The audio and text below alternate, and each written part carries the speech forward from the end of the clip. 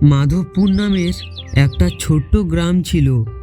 সেই গ্রামে ছিল ধান ক্ষেত, কাঁচা রাস্তা, ধান ক্ষেতের মাঝে ছোট্ট ছোট্ট ঘর। সেই গ্রামে থাকতো রাহুল আর সুমন। দুজনেই একসাথে স্কুলে যেত, কিন্তু ভাবনার ধরন দুজনেরই আলাদা। রাহুল প্রায় বলতো, ছাড়, ভাগ্য ভালো থাকলে পড়াশোনা না করলেও সব ঠিক হয়ে যায়। সুমন হাসতো এবং রাহুলকে বুঝিয়ে বলতো, ভাগ্য একা কিছুই করতে পারে না, পরিশ্রম না করলে কিছুই হয় না। বিকেলে রাহুল মাঠে খেলতো, আড্ডা দিত, আর পড়াশোনা করতোই না।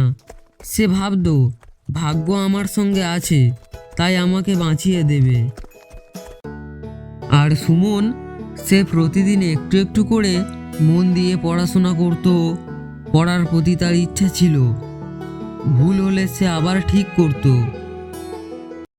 একদিন পরীক্ষা হলো। রাহুল যখন প্রশ্নপত্র খুলল, বেশিরভাগ প্রশ্নই তার পরিচিতি লাগলো না।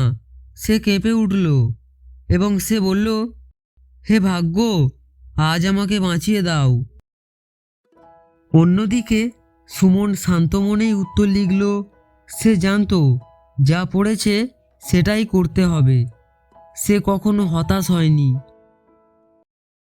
পরীক্ষার কয়েকদিন পর রাহুল দেখল তার নম্বর কম হয়েছে। সে হতাশ হয়ে বসে রইল।